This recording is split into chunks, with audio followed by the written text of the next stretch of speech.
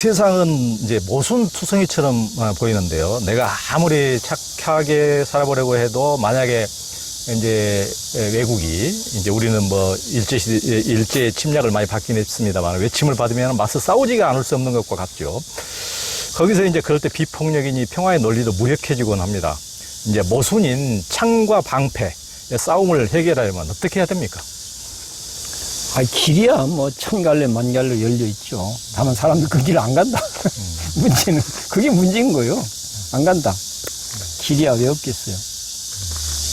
답이 없는 것도 아니고 길이 없는 것도 아니고 첫째는 답을 찾기 위해서 그 길을 찾기 위해서 노력하지 않고 노력해도 자기가 익숙한 버릇들이 있다 보니까 그 길로 그 답에 맞춰서 가려고 하기보다는 익숙한 길로 자꾸 가버리는 이게 문제인 거잖아요. 그래서 우리가 이런 문제를 이제 뭔가 이게 하나의 어떤 큰 흐름으로 이걸 좀 전환해 가야 되지 않냐 해서 이제 미혹 문명과 깨달음의 문명이라는 얘기를 하는 거거든요. 결과적으로는 창과 방패 싸움을 할 수밖에 없고 계속될 수밖에 없는 것은 미혹 문명의 사고방식으로 가기 때문에인 것이고 결과적으로는 미혹에 대한 처방은 무지, 미혹에 대한 약은 다른 건 약이 안 돼요. 핵무기도 약이 안 되고 그것도 약이 안 돼요. 그건 오로지 깨달음만이 어둠의 문제를 해결하는 것은 빛이 약이 되는 것이지 그 뭐 억만금을 갖다 준다고 해서 어둠이 없어지거나 그러지 않는다는 거예요. 이 적재적소에 보면 맞춰보면 그렇게 이제 봤을 때 실상에 대한 무지와 착각으로 만들어진 길을 가고 있는 것이 결국은 이제 창과 방패 싸움으로 요약되어지는 거란 말이죠. 그런데 창과 방패 싸움으로 나타나는 이유는 이 창과 방패가 만들어지고 싸움에부터 시작되는 게 아니라 분리되어서 분리시켜서 편가를 수 없는 게 실상인데 실상에 대해서 무지하니까 분리시킬 수 있다고 생각하고 당연히 편갈라야 된다고 생각하고 편갈르니까 당연히 또 서로 자기중심적이고 이적 관점에서 관계하게 되고 그러니까 당연히 거기에는 싸움이 벌어지고 싸움이 생기니까 공격과 방어를 위해서 전력 투구하게 되고 이것이 악순환인 거잖아요. 그런데 실상은 분리되어 있지 않다. 이 사실을 알게 되면은 일단 분리시켜서 사고하려고 하는 것을 하지 않게 된단 말이죠. 분리되어 있지 아니하니까 편갈라서 취사 선택할 일이 아니다라고 하는 것을 받아들이게 되면 당연히 그 다음에 싸움으로 가야 될 이유가 없게 되어지는 거예요. 그래서 하나하나 사안을 놓고 보면 막 뒤엉켜서 이게 길이 어떻게 해야 될지 알 수 없는 게 현실인데 그러나 본질을 잘 꿰뚫어서 보면 사실은 원인은 매우 단순한 부분입니다. 실상에 대한 무지가 원인이고 답은 실상에 대한 깨달은 답이다. 이렇게 얘기가 되는데 어떻게 이 미혹 문명을 넘어서서 깨달음의 문명을 생활화되도록 만들 것인가 하는 문제는 지속적인 과제인 거죠. 이런 부분을 온몸으로 그 길을 열고자 했던 몸짓이 부처님 생애에서 보면 곳곳에 나타나는데 대표적인 게 물싸움 말리는 장면, 또 전쟁 한복판에 가서 앉아있는 장면. 우리는 그냥 부처님이 전쟁 한복판에 들어가서 고목나무 밑에 떼약볕 쬐면서 고목나무 밑에 가부좌 들고 가만히 앉아 있었다. 요것이 이제 경전 기록이란 말이에요. 그렇지만 그것이 어떻게 보면 매우 어떻게 보면 뭐 별것도 아닌 것처럼 느껴진다는 거예요. 근데 실상은 그렇지 않거든요. 이건 어마어마한 문제라는 거예요. 실패했어, 근데. 하나는 성공했고 하나는 실패했어. 그런데 부처님 일생에서 가장 격렬한 몸짓의 하나가 나는 전쟁 한복판에 앉아있는 장면이라고 봐요. 그거는 6년 고행보다도 어쩌면 더. 왜 그랬을까? 깨달음의 문명을 모든 사람들이 길이 되도록 그걸 열고 싶었던 거죠. 근데 실패했단 말이에요. 나는 부처님이 실패했다 하더라도 또 다른 기회가 오면 또 그렇게 하리라고 봐요. 그건 왜 그런가? 그거 말고는 답이 없다고 보는 거죠. 그거 말고는.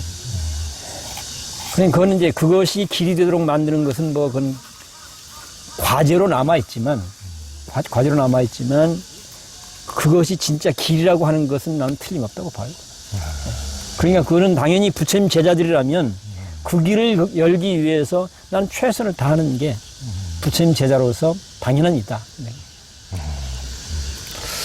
그러니까 뭐 지금도 뭐 우크라이나 전쟁으로 인해서 수많은 인명들이 이제 죽고 있습니다만은 이런 이제 창과 방패 이제 어떻게 보면은 이제 미혹과 깨달음이란 말 이전에 이제 그들이 어떤 명분 대단한 이제 대의명분 정의로운 명분을 내세우지만은 그 밑에는 어떤 욕망 이게 그 생명을 무시하는 욕망이 이제 도사리고 있고 자기 이익을 극대화하려는 어떤 욕망이 있는데 이제 그 과정에서 수많은 생명은 안중에도 없는 이제 그런 데 대해서 이제 많은 사람이 그 드러난 겉의 이면에 대해서도 명확히 아는 이런 어떤 그런 것들이 더욱더 명쾌히 알아차림이 있다면은 그 쉽게 어떤 명분을 가장해서 무슨 막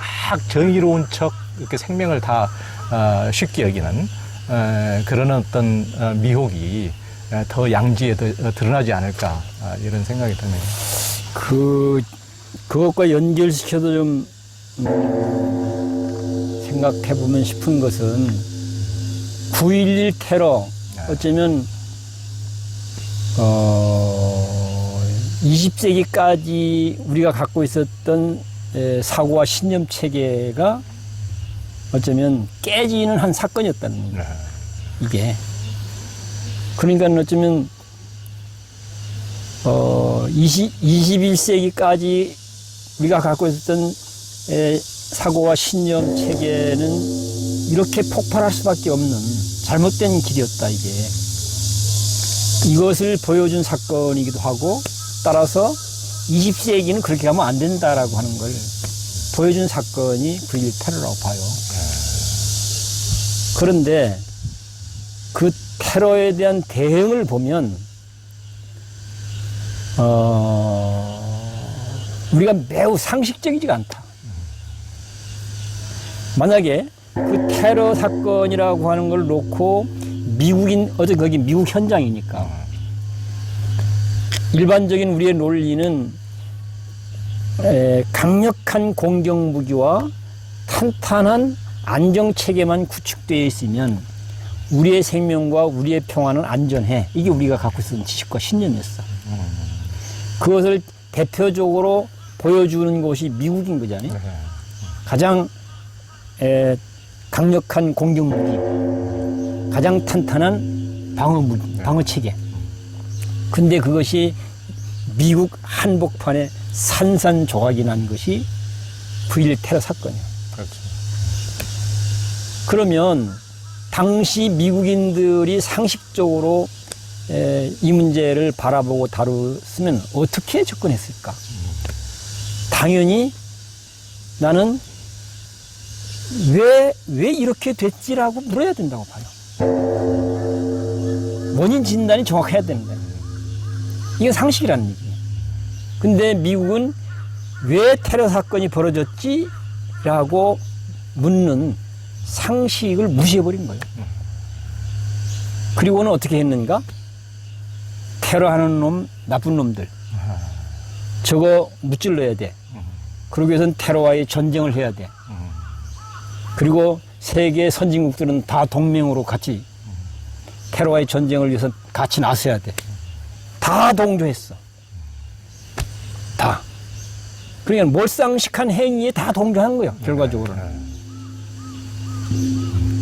그런데 테러와의 전쟁을 통해서 테러 문제 해결됐나? 오히려 테러의 범지구화지. 전 지구가 다 테러 때문에 벌벌 전전긍긍해야 되는 상황이 돼버렸어. 해결되는 것이 아니라. 왜 이렇게 됐을까? 이거 바로 상식적이지 않은 대로 나는. 다른 뭐 복잡한 이유가 없다, 이거는. 상식적으로 접근하면 당연히 왜 테러가 발생했을까라고 원인 진단을 상식적으로 하면 당연히 세계 초강대국인 미국이 자기들이 갖고 있는 힘과 능력과 실력을 함부로 썼기 때문이라니.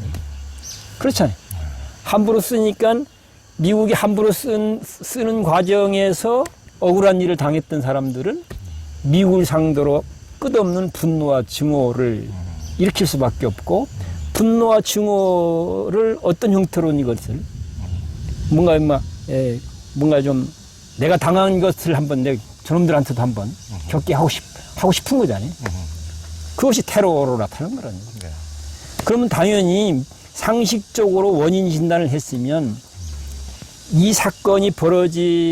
이런 테러 사건이 벌어지게 된 원인이 무엇인지에 대한 매우 자기 성찰적인 진단을 해야 되고, 진단을 하면 우리에게 주어진 이것을 앞으로는 억울한 사람이 생기지 않도록 이것을 뭔가 쓰기도 하고 역할도 해야 되겠다. 이렇게 답을 찾아가고, 만약에 또 세계 선진국들에게도 우리 이렇게 가자라고 제안을 했으면 21세기는 새로운 역사가 시작되지 않았을까? 네. 그런 거잖아요. 예. 그래서 나는 우리 사회 현상들을 보면 이건 큰 예를 얘기하는 것이고, 작은 현상도 가보면 상식적이지 않다는 게 첫 번째 나는 문제로 보는 거예요. 네.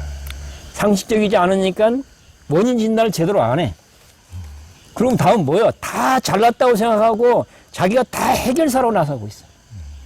이렇게 해야 돼, 저렇게 해야 돼, 내가 하면 되고 네가 하면 안 돼. 맨 이 싸움을 하고 있다 내가 보지. 이쪽 저쪽 다. 그래서 일단은 상식적이지 않다고 하는 게 우리 문제의 핵심 원인이다. 나는 그렇게 보고 있어요. 네. 그러니까 이제 신신명의 이제 첫 시작이 유혐 간택 지도문안, 그러니까 애착하고 혐오하지만 않으면은 이제 우리가 도의 길은 이제 짓기 쉽다는 건데, 어렵지 않다는 건데, 그걸 어떻게 보면은 이제 유혐 간택 끈익과 증오와 미움을 되풀이하는 그런 것을 지금 또 되풀이하고 있으니까요. 그렇게 큰 우리가 아픔을 당하고도 이제 그런 어떻게 보면 신신명 첫 구절을 거역하는 방식을 다시 취하고 있으니까 그런 안타까움, 그것은 문제를 근본적으로 해결한 방식이 아니라는 이제 그런 말씀을. 창과 방패 싸움이 되풀이될 수밖에 없는 그런 해결책들을 우리는 계속 생산해내고 있다. 예. 이제 스님 그 양변 양극단을 벗어나려면 어떻게 해야 됩니까? 그러니까 우리가 이제 보통 불교 수행을 얘기하면 탐진치를 소멸해야 돼, 이렇게 얘기하잖아요. 근데 왜 탐진치가 생겼을까 하고 보면, 불교원으로 바꿔보면 양극단의 사고방식으로 삶을 바라보고 다뤘기 때문에 탐진치가 발생한다 이렇게 되고. 그러면 양극단에 대한 처방으로 등장한 개념이 중도예요. 중도적으로 접근하면 양극단은 떨어져 나간다. 이게 이제 불교 수행의 기본인데, 우리는 중도로 접근하면 떨어져 나간다가 아니라 양극단을 대상으로 그 탐진치를 대항해서 뭔가를 막 해서 없애야 돼, 이렇게 하고 있다는 얘기죠. 그러니까 중도적이지 않은 거예요. 그러니까 양극단의 사고방식으로 만들어진 탐진치를 양극단의 사고방식으로 해결하려고 막 하는 것이 우리가 지금 불교 수행이라고 얘기하고 있어요. 내가 보기엔 그래요. 그러다 보니까 해도 이런 것이 안 되는 현상으로 가는 거예요. 근데 이제 양극단에 대한 사고방식의 처방으로서 이제 쓰여진 게 중도고, 중도라고 하는 것은 무슨 탐지가 있네 없네 뭐라 했어도 그런 것에 구애받지 말고, 실제가 뭐야? 실제가 정말로 탐욕을 일으켜야 될 무엇이 있는 거야? 분노를 해야 될 뭐가 있는 거야? 또는 어리석음에 빠져야 될 뭐가 있는 거야? 실상이? 이렇게 따져서 들어가 보면 탐욕을 일으키는 것도, 분노를 일으키는 것도, 어리석음에 빠져 들어가는 것도 다 무지와 착각의 단전 때문에 만들었다는 걸 알게 된다는 거예요. 그러면 자연스럽게 이제는 욕심이 일어나더라도, 이 습관 때문에 생긴다 하더라도 그 욕심이 개발하지 않도록 하는 쪽으로 내가 생각하고 말하고 행동하게 가는 거예요. 다른 것도 다 마찬가지.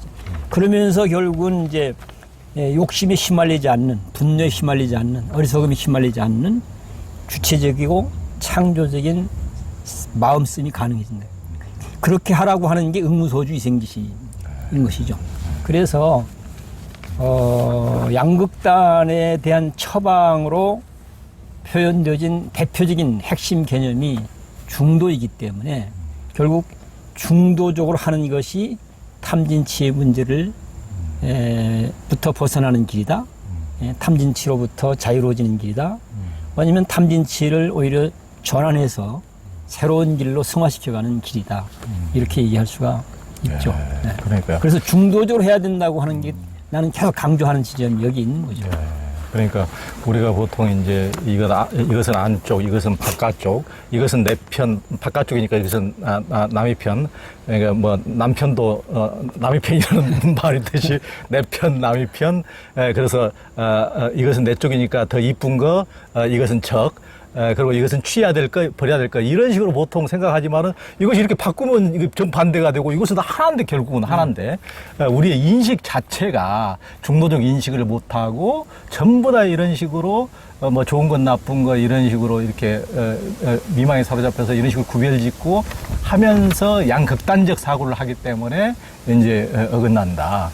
이제 어떻게 보면은 취사 선택을 그런 식으로 하면서 뭐든지 이제 폭력이 발생하고 갈등이 발생하고 탐진치가 발생하고 이제 어떻게 보면 이제 그런 말씀에 다름이 아닌 것으로 보입니다. 아까 많은 주로 부처님 생애 자체로 불교 공부를 하는 입장이었다고 얘기를 했었는데 만약에 이 경우를 불교 수행은 복잡하고 어렵습니까? 아니면 불교 수행은 상식적으로 접근하면 뭐 그렇게 어렵지 않게 가능합니까? 하고 부처님한테 묻는다면 어렵습니까? 쉽습니까? 당연히 부처님은 어렵다고 하면 그거 단견이야 이렇게 얘기하죠. 쉽다고 해도 그것도 단견이야 그래요. 그럼 어떻게 해요? 어렵다도 그거 단견이야. 쉽다도 단견이야. 그럼 어떻게 하라는 말이죠? 물으면 부처님은 그 두 개의 양극단 어렵다고 단정하는 것, 쉽다고 단정. 이 양극단을 놔두고 중도적으로 있는 그대로 직면해서 봐. 그러면 어려운 조건으로 접근하면 당연히 그건 어려울 수밖에 없어. 근데 쉬운 조건으로 접근하면 당연히 그건 쉬울 수도 있어. 어떻게 접근하냐에 따라서. 그래서 부처님은 그러면 양극단을 버리고 어렵다는 것도 양극단이고 쉽다는 것도 극단이고 양극단을 버리고 어떻게 하니까 중도적으로 해야 돼. 중도적으로 하면 이거는 어려울 필요가 없는 조건이기 때문에 세수하다 코만 듯이 된다 이렇게 표현하고 있는 거예요. 반대로 양극단의 사고방식, 양극단의 사고방식으로 하게 되면 마치 뭐가 같는가? 소 타고 소 찾는 방식이 되는 거죠. 찾아도 안 찾아져. 이런 것들이. 양극단의 사고방식으로 하면 6년 고행해도 답이 안 나오는 것이고, 중도적으로 접근을 하게 되면 조금만 노력하면 바로 답을 얻게 된다. 그래서 양극단에 벗어나는 길은 양극단을 쫓아다닌다고 벗어나지는 게 아니라 오히려 중도적으로 접근하면 저절로 딱 정리되는 것이다. 그리고 이제 그것을 이제 뭐 세수하다 코만지기식이라고 스님들은 설명을 했어요, 스님들은. 우리는 이제 통상 안, 이, 비, 설, 신이 이제 눈, 코, 이제 이 안이비설 신을 통해 들어오는 것을 6가지 도적이라고 이제 거기에 끄달리지 말고 현혹되지 말라는 이제 말을 많이 이제 그동안 들었었는데요. 이제 신신명 38장에 보면은 육취일승, 무로육진이란 말이 나옵니다. 일승, 즉 최고의 도를 취하고 싶은가? 그러려면 색성, 향, 미촉법 이 6가지 티끌을 미워하지 않으면 된다는 것인데 무슨 의미입니까? 미워한다는 말 속에는 동시에 좋아한다는 말도 포함된 말이에요. 그러니까 당연히 내 마음에 드는 것은 붙잡고 내 마음에 안 드는 것은 내치고 하는 거잖아요. 그렇죠. 선택과 소외를 하게 되는 거잖아요. 그러면 당연히 차별, 다툼으로 가게 되는 거죠. 그러니까 그런데 어떻게 그러면 우리가 미워하지도 않고 싫어하지도 않고 이걸 다룰 수 있을까 하는 게 과제를 남는 거잖아요. 그것도 역시 이제 중도적으로 해야 된다라고 얘기를 하고 있는 사실대로 직면해서 다뤄야 된다 하는 게 기본이고, 직면해서 다루면 그 다음에 수순은 뭘까 했을 때 내가 파악한 바로는 제2의 화살을 맞지 않는다는 개념. 적대하다.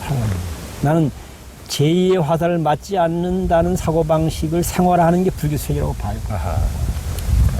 뭐 대충 짐작을 하지 않겠나 싶은데, 예를 들면 여기서는 미운 것으로부터 시작을 해봅시다. 원수가 있어. 원수가 있으니까 당연히 불안과 공포, 분노와 증오가 막 생길 수밖에 없잖아요.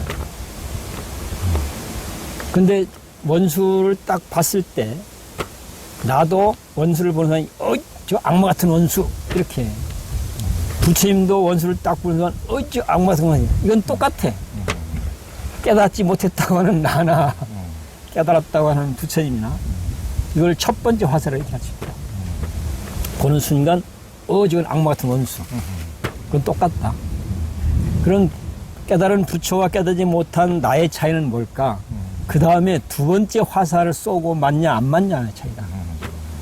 두 번째 화살은 뭐겠어요? 나는 당연히 불안, 공포, 분노, 증오로 막 불타오른단 말이에요. 근데 부처님은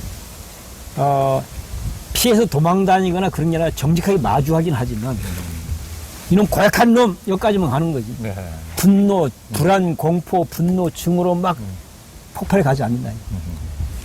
그러면 불안, 공포, 분노, 증오로 막 불타오를 때 이 문제를 잘 다룰 수 있는가? 어렵죠. 고약한 놈이네. 그렇지만 침착하게, 냉철하게 이렇게 했을 때 이 문제를 잘 다룰 수 있는 한 문제가 아닌 거죠. 그러니까 제2의 화살을 맞지 않도록 그 육진을 싫어하지 않으려고 하면, 싫어하지 않으면 뭐야, 일승? 예, 일승. 일승의 길을 가려면 육진을 싫어하지 않아야 된다. 그런 거잖아요. 그게 최고의 길이다. 무로육진. 그러니까 제2의 화살을 맞지 않게 하는 것. 이게 이제 내가 볼 적인 육진을 좋아하거나 싫어하지 않을 수 있는 실천 방식이. 그렇죠. 그것을 화두로 연결시켜 보면 그 순간 화두를 챙기는 것도 역시 그쪽으로 휘말려 들어가지 않는, 그리고 자기 중심을 지켜가는 길이 될 수 있다. 신신명 45장에 가면은 이제 몽환공화 하루파착이 나오는데요. 즉 꿈에 있었던 환상이요, 화공에 나타난 환영의 꽃이네. 그 허망한 것을 어찌 수고롭게 애써 잡으려 하는가. 그러면 이제 증도가에 나오는 화나공신 법신불, 이제 즉 헛개비 같은 빈몸뚱아리 그대로 참 부처님이라는 말이 떠오르는데요. 이 구절, 이제 그런 지금 그 몽환공화 하루파착, 이 구절을 어떻게 보십니까? 같은 내용이에요. 네. 그 지금 증도가 내용이나 표현은 약간 다르지만 여기서 이제 화나공신이라고 되어 있는데 어떻게 보면 몸 자체가 이 말인 거잖아요. 우리는 몸 자체는 허망한 거야, 더러운 거야. 보통 이런 관념으로 몸에 대해 얘기를 하고 있는데 여기서는 몸 자체가 바로 진리의 몸이야 이렇게 얘기해요. 나는 이 사고방식이 천상천하 유화덕존 본래 부처 사고방식을 쭉 간다고 봐요. 이런 것들. 그래서 이런 내용으로 보면 이 승찬 스님이나 이게 누구지? 화나공신. 그건 이제 증도가의 증도가. 현각. 현각. 현각 스님이나 정말로 연기적 사고에 굉장히 충실하다고 봐요. 이게. 그러니까 우리는 뭔가 이게 법신하면 내면으로 파고들어서 뭐 신변 어떤 거 생각하게 되는 거잖아요. 정신적인 영역으로 막 갖고 뭐 이런 거 하잖아요. 근데 이것은 존재 자체를 바로 법신이다 이렇게 하고 있는 거죠. 존재 자체를. 네가 직면하고 있는 이 사실 자체가 곧 법신이야. 딱 이런. 이거는 인드라망 논리가 아니면 해석이 안 돼요. 그래서 이거는 뭐 같은 내용이라고 보고 있고, 따라서